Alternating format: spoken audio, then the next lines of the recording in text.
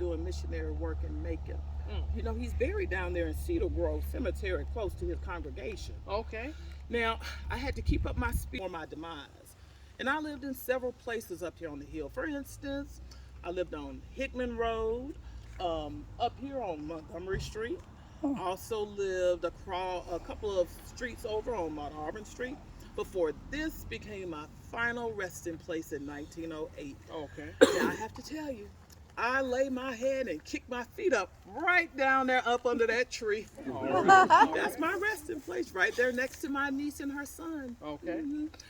And I also want to tell you about what I've heard from the young spirits. What's that? The young spirits have said some wonderful things about my family. Like, for instance, Cornelia. Okay. She ran the medical office of her husband, Dr. George Peterson. And they also had an esteemed colleague, Dr. George Stoney. Now, he relied on them a lot, especially when he went out of town. And they were such good friends that, do you know that Cornelia and her husband actually named their son after him in honor of him? That's up. Yeah, he was named George Stoney Peterson. Okay.